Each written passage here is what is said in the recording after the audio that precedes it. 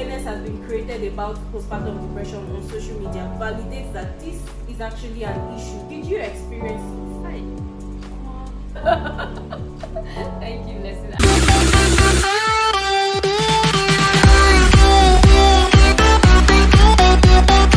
Hello guys, welcome to my YouTube channel. Today is a beautiful day. As you can already see, I'm not here alone. I'm here with the beautiful Taiwo, also known as Talk to Taiwo. But today, Taiwo will be talking to us, not to be talking to Taiwo. So Taiwo, I'm so glad to have you here. How are you today? I'm fine, Leslie. Oh, how do you feel being here? I feel great. I feel privileged. Being on the same. I feel privileged. So Taiwo is the beautiful mother of Ariana. She's a family friend, and in a couple of days, our daughter Ariana will be a year old. And I'm so curious. First time, Ariana made you a first time mom. Yeah, absolutely. I really want to know what's in her head. Like, I want to enter your mind. I want to, like, really know. I'm so curious. How is it being a first time mom? The challenges it must have been like. Just tell me. Knowing that Ariana will be a year soon, that little girl of yesterday, A year old in a couple of days. How do you feel about that? Well, it's a lot. I feel great. I feel very, very great, honestly, because motherhood is not something that you're prepared for. It just comes. There's no perfect time to be prepared. Beginning from when we got the news from the hospital that I was pregnant, I wasn't sure of what to look forward to the next day, but I just kept going. The day I delivered until now, it's still surreal if you ask me, because I'm still feeling like that girl that was afraid of holding, a few nights ago. Now she doesn't walk her about. Scattering the whole house. So it's a beautiful feeling. I won't lie. It comes with its own cons, as every other life activity, life event. But I'm grateful to God, honestly, and I'm really privileged that I have Ariana to nurture. Really, that's how it is for me, honestly. And people always say that, I've heard mothers say that I don't want her to grow, I want her to be small forever. Like, do you feel that way? When they are growing, it comes with different challenges. Every stage comes with its own challenge. At the time, I was grateful that she was small. I could control her. I could tell her. I could just sit her down. She would sit down. I could lie her down. She would lie. Now, if you put Ariana here, before you close your eyes, in the next 2 seconds, she's everywhere. So at the time, I would think that maybe she should just be like this. But that's not the principle of life. She has to grow. She has to experience responsibilities for herself, be able to do stuff. Another thing that I've heard about motherhood, we keep hearing that motherhood is not easy, it's not an easy journey. But I feel like experiencing something yourself, it's deeper than just hearing it. Right. So for you, that journey of motherhood, like, at what point did it really hit you that I've gotten into this thing and there is no turning back? Is there any scenario that you can paint to, like, that made you really realize that this thing I don't enter? Wow, there's a lot. Honestly, there's a lot of scenarios like that. I'm going to share just one with you. There's, the things we see on social media about motherhood, parenting, and all that. They're not content. They are real. So there was this day I went to take my bath in the bathroom and I left my baby inside. I left her in the room. Before I came back, her body cream, I don't know how she got hold of the body cream. Ariana carried the cream, she poured it all over her body, spilled it on the floor. How old was she then? She was like 8 months. Hey! She had spilled everything and she Babies are so adventurous.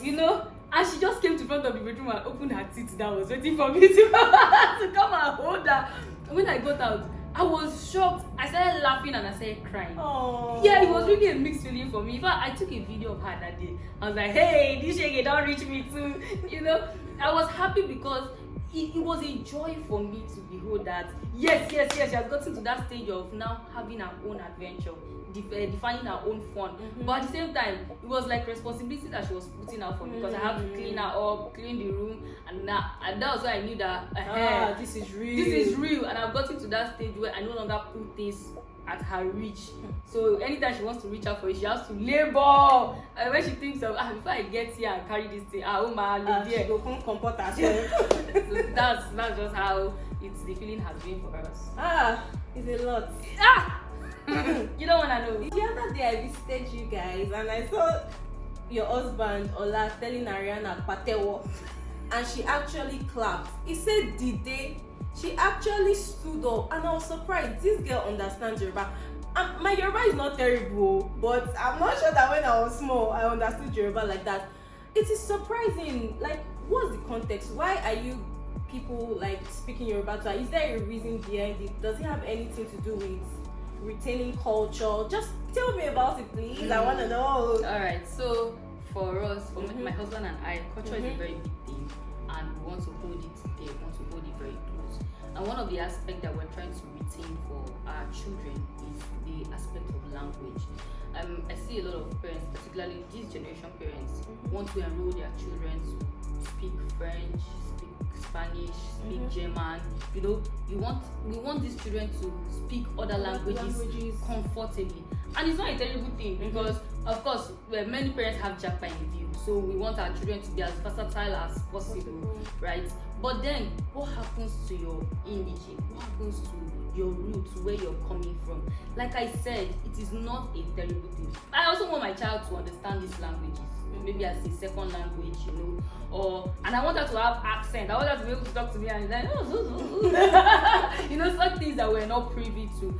But at the same time, we are very big on her understanding where she comes from. My own parents raised me to understand my language. Do you understand? And it's something that I want to pass on. And I'm so privileged that I am married to somebody of my tribe, of my dialect. Okay. So it's easier for us to make simple commands for her. Ariana, Dide. She knows that Dide. Even if she doesn't know as a now that it's Dide, you can demonstrate for her so that she can pick up from there. And for us, culture is not just in language. Culture is also in the food we eat, it's in the dress, it's in the music. Yeah. A few days ago, in fact, I told my husband that in this house, we're going to be listening to Ima. Oh my god. Oh yeah, you know my god actually sings Yoruba. Yes, he sings Yoruba hymns. Because of that, I downloaded a separate music playlist on my phone. Okay. Just for hymns, songs, worship songs that are purely in Yoruba. There's nothing I have other playlists for other music, but this one is just for Yoruba. Yeah, because I want her to grow to understand. I love the intentionality. Exactly. Thank you. I want her to grow to understand that I come from somewhere. I have a root. So one thing I know that new mothers can be clueless about is what to actually feed your baby. Exclusive breastfeeding aside here, even when you are done with that phase of exclusive breastfeeding, what do you feed the baby? I know that a lot of mothers will be clueless about this. So please, can you do us the honor of walking us through your baby's nutrition routine? How is it like? What is it like? What will it be like? Let's see. This question is a setup. How will a nutritionist be asking me what I'm feeding my baby with? So on nutrition, I'll quote you on this. Okay. There was a speaking engagement you had, and you said nutrition is. They want to use my own words against me. Using my own words against me. That's the Motherhood 2023. Yeah, I feel like nutrition is personal, and at the point of introducing solids to my baby, I figured that we have a struggle. We are still in it. We are still in the struggle. It's not like I've completely won the battle, you know. But at the time, I would always want to get frustrated in the process. My husband will always tell me that it's not in the quantity of what she's able to eat. It's rather in the quality of the accurate nutrition that she's having. So we're waking up in the morning, and let's say we are having tea and bread, and she's just able to take maybe five spoons of tea. Okay. You know, and she's able to chew a few slices of bread. In the afternoon, we're having fruits. Maybe I'm making smoothie for her, and she's able to take little from it. In the night, we're having maybe amala and ewedu. Maybe she's only able to take like 10 lumps from it. You know, tomorrow is a better day to also continue in that struggle. The day we have pap, mix it with milk and maybe date syrup. She might not be able to take everything, no matter how little it might be in her plate. But the fact that she's able to understand that this is coming into my system as something that is different from breast milk. Yeah. It's also a way of introducing her to know that yes, you cannot be on breast milk every day forever, you know. And because at I started doing exclusive for her at at 3 months. Like you did start from the I didn't start from the beginning because I had struggle. Oh. I really had struggle. I started doing it. But when she now took only breast milk for like that 3 months, it was very hard to transition her into solid. It was very difficult. Even like I said earlier till now, but we're just finding a way to know that she balances up. If she's taking pap, if she's taking fruit, if she's taking swallow, we just balance up the nutrition. It doesn't have to be plenty, but you know the little that she takes is just sufficient for her. Okay, so in summary, nutrition is very personal. What works for baby A would not necessarily work for baby B, and that is fine. There is nothing wrong with your child. However, make quality of the food a priority over quantity. Yeah. Right? Right. Me said don't talk more down. I would have asked that, do you think postpartum depression is a thing? However, the level at which awareness has been created about postpartum depression on social media validates that this is actually an issue. This is a thing. This is some people's reality. People experience it. So postpartum depression, did you experience it? Hi. Yes, I did. Oh. Thank you, Leslie. I did. And here's where I want to be grateful for a supportive partner. I want to be very grateful for my husband, because if this was a journey that the woman would go alone, then it's a very long and exhausting drive. Yeah. When I gave birth, mine was not at a severe level that I didn't want to see my child. Because you hear of women who it's so severe that they are afraid, they don't want to hold their babies. You know, mine was still very managed because I have love and I have support. My parents, my in-laws, my husband, friends, families, I have support that, you know, it was, except that when I was alone, those times I was alone, that it just comes up. And my husband used to tell me something. He said, I don't have problem, except the one I want to give myself. And when I think about that, I actually think about it in the reality of where I am. Like, really, I don't have a problem. But we cannot take away the fact that birthing process is a lot on the woman. Aside suffering PPD, that's postpartum depression. Right now, I have several issues. I have issues of retention. So that's why I need to write. My notepad is always full. I need to always document stuff. If not, I will forget. You just tell me something. And this started after you gave birth? After I gave birth. Although, but it's not as severe as it is. You will know that something has happened in your body as a woman. Although not all women go through this, so I'm not just going to generalize. But, you know, these are stuff that happened to me personally. I also had problem with coherence. Yes, articulating my thoughts, making them into statements, forming complete sentence. I want to write on social media. I don't even know what to write. That's why I just think when I just post picture, I'll just use emoji. And this started after? Yes. Let the emojis just do the stuff, because I'm thinking of something I want to do right now, and I can't just put them into proper words. I can't put them into context, you know. So it was that bad. There are nights when I'm alone, I'm crying. There are days I will just lock myself in my bedroom, lock the door, because I know that's the only way that my daughter cannot have access to me, and just cry, like wail, and then I'll just. Do you know why you're crying? I don't know. There's no reason. I think it's just the hormones that I'm building up. You can't really define these things. You can't say when it happens. You know, you want to sleep, and the child is crying. You just think, must you cry? You know, what's wrong? What's your problem? Offer breast milk, the child is not accepting. Back, the child is not accepting. A lot of stuff that you cannot define. So as a mom, what do you do? Join them and start crying. So when they see that both of you are doing the thing, one person will give up. I saw a video. A baby was crying. Then the adult that was with the baby now started crying. It was not like a competition of who go cry first. You know, the baby stopped crying. I think it works. I think it's just the psychology of the children, because they're like, what is the you cannot be more baby than I am, you know. But for the adult, it's a thing of who crazy fast. Yes, but that one, I think that one is for content. If you really get into it, and especially it happens in moments when you are alone, without help, right? Without somebody that you have to talk to. Of course, you cannot keep talking to people every day, but there are down moments for the mom. And I think those were the moments that really got to me and feel like, wash, clean, cook, bathe, take care of the home, take care of the baby, and it's like my back wants to break. And I just like, oh mommy said my person born me. Do you get that kind of situation? Let me say I should just run away and go to my mother's place. But that's what my mother too went through.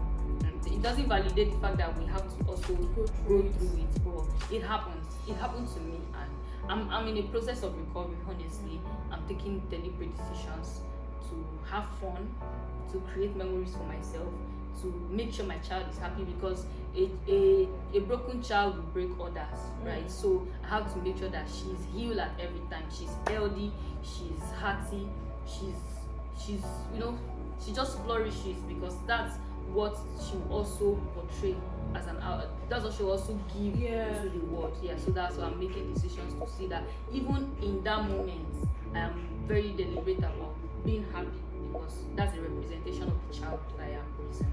I actually love that in your healing process, you're still thinking about your child. Yeah. So postpartum depression is a thing.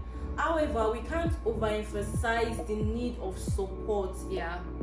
Having a great support system around you can sort of like reduce the effects here. Not like it will cancel it. Yeah, but it will reduce your anxiety. It will reduce your anxiety, and it's important for you to heal, because the energy you have in you goes on to your child. You pass it on to your child. So if you want a happy child, you must make sure that you yourself, you are healed from within and you are happy, because the light you transfer to your child is what your child will transfer into the world. Absolutely. Hey! Mommy D! You're not that complete. In fact, I hope you guys are learning, because I'm actually learning a lot, and I hope you're learning. I always hear that when a woman gives birth to a child, you don't have your life. The child controls your time, the child controls your schedule, like everything about you changes. What has changed about you, Taiwo? Listen, a lot has changed. Look at me, was this how I was? Oh, you're not bad. I'm not saying I'm bad, but I'm just trying to. I think you're mentally comparing your before. Exactly. Actually, I don't know what you look like before, so I can't do a comparison in my head. So to me, you are like on point. Okay, thank you. This was I started building I started adding weight when I was like 3 months into the pregnancy. No, after delivery, 3 months postpartum. Okay. Because that's when I started expressing, and so my baby now needed to breastfeed more, so I needed to eat more. I see. I needed to eat more so I can have energy supplies. to transfer to her. Yes, I can have. Yes, exactly. I can have supplies to transfer to her. So that's one thing that has changed. And then I feel like at the process, at the time I was going through the anxiety, postpartum anxiety, I resorted to food as comfort. Yes, food was now like my go-to. Food was like my what's it called? Solace. Consolation. Comfort. So it was just food. I was just eating. I always had something to snack on. You know, you cannot come to my house and my house is empty. Yes. You know, I always had snacks. I always had food. I always had chunks. Because these are things that gives me pleasure. You know. So whenever I'm going through a down moment and I don't know what to do, and when I finish crying, I just enter the kitchen, grab something to drink, grab something to eat. So I started gaining weight in the process. And when people say that their bodies, they are insecure about their bodies, please do not think they are lying. These things are real. And I discovered that at the point I started feeling like I was getting fat, you know, and I didn't like it for myself. All my clothes were not fitted. I'll go to my tailor to make a show for me this month. The next month I'm making another ashoebi. I have to take a fresh measurement. And then the girl will be looking at me like, so it was a lot for me to deal with, and for me fun cancelled entirely, because the thought of going out with a toddler is enough to even kill the memory of creating fun, especially when you have to do this alone. You know, so everything. I won't lie. I can't like put them into actual words of how I feel. a lot has changed. I can't go out. Like something is happening in town. I say I'm carrying my head there. How? You have to consider your baby. I have to consider my baby. And it's not even going out with my baby. I have to pack a very big bag. Because her stuff's not the complete. Diaper change, food, water, clothes, everything. So when you even consider the load, you cannot travel light as you always have. I'm traveling for a 3-day journey and carrying a very big box. The thought of even going out, if you discourage me, so am I going out? If you are not like a fun person on a normal day, and you now have a toddler to deal with, I will advise that you get a help if you can. But in a case where you don't have help, then you just have to try. I don't even know how to encourage you. You'll be fine, you know. So these are like the realities that we deal with. And for new moms who are also trying to like maybe build a life for themselves, build a career, build themselves maybe from the scratch, it's also going to be a lot because you have a lot to compete with. You know, for me, one of my fears about working or venturing into career is like I have to do this stuff because this generation, the amount is very big. I don't want to wake up one morning and my daughter is asking me, what did you use your own life for that? I was taking care of you. You know, what did you use your own life for? I have a friend, the mother is a doctor. I have a friend, the mother is a like, what are you, mommy? What are you? So that reality just, it dawns on me every time. Like, oh, I have to work for this girl so that I don't get up and I'm not able to answer some of her questions about life. And these are the things that just motivate me to just tell myself that it's true that childbirth takes a lot from you, but you also have to give in your own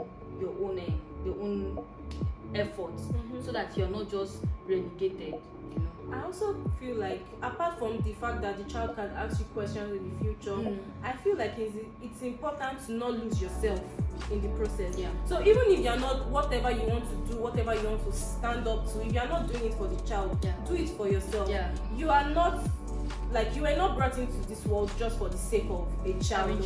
Yes, don't lose yourself, don't lose your passion, don't lose your skills, don't lose what makes you you. Yeah. Right? Absolutely. I'm ready for motherhood. I'm ready. Yes, motherhood is not just a one day thing. It's every day. You don't even know what it's a journey. You don't even know what you're waking up to the next day. You don't know what you're waking up to the next morning. So if you lose yourself now, that's how you will be lost throughout the rest of the journey.